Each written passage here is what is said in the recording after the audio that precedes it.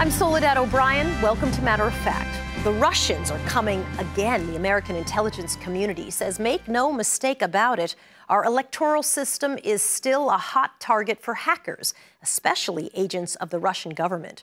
We're less than 100 days until the midterms, and despite warnings from intelligence officials that foreign governments will try to interfere, the Senate shot down a proposal that would have given states an extra $250 million to beef up security. 46 Democrats, 1 Republican, Senator Bob Corker, supported the measure.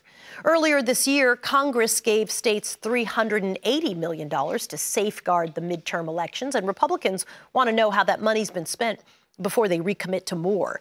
Back in 2017, when Homeland Security designated elections as critical infrastructure, many secretaries of state initially opposed that designation. Jim Kondos is Vermont's Secretary of State. He was once a voice of opposition, but has changed his mind. He joins us from Burlington, Vermont today. It's nice to see you, sir. Thank you for talking with us. You were in opposition to this designation, as I just mentioned. Why? So, Soledad, the whole reason why we actually had questions about it and concerns is that we did not know what a critical infrastructure designation meant. And many of us, many of my colleagues and I, we felt that this looked like an overreach of federal government, that they were going to try to take over. And it wasn't really until about 6 or 8 months later that we actually learned exactly what the critical infrastructure designation would do for us, and that it would provide additional resources. So $380 million was appropriated. How did the state of Vermont use that money? What came out of it?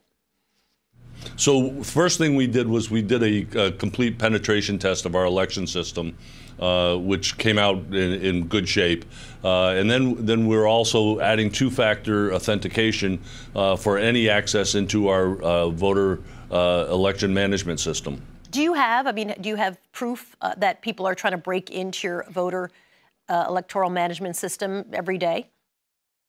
Yes, we do. We monitor every day, and one of the things we have a graph that shows that since April of this year, we've been averaging approximately 2 million scans per day.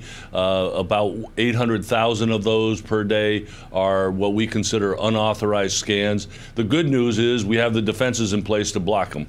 So let's talk about this $250 million. I mentioned that the Senate shot that down. Their rationale was, we want to see how everybody spent the prior monies that were allocated before we get into this next round of monies. Do you think that's a valid response from the Senate? I do not. I think that, frankly, it kind of surprised me to hear that. When you think about it, we had $380 million appropriated to the states, and we didn't start receiving that money until sometime around May, June, end of May, early June. And to think that we would have spent that money already is really unreasonable. I mentioned that it was not exactly a bipartisan vote, with the exception of Bob Corker, who sided with the Democrats on it. Why is this a political issue, the security of elections? It seems to me that everybody would be like, yay, secure. That would be a good thing. Well, we think that voting is the bedrock of our democracy, and we think it's very important that we have the resources to be able to focus on the job at hand. We have been focused especially since 2016, when our world was turned upside down, and we've been doing everything we can to secure our elections process. So should people, not just in Vermont, but around the country, believe at this moment in time their vote and the election is safe, or it's not safe?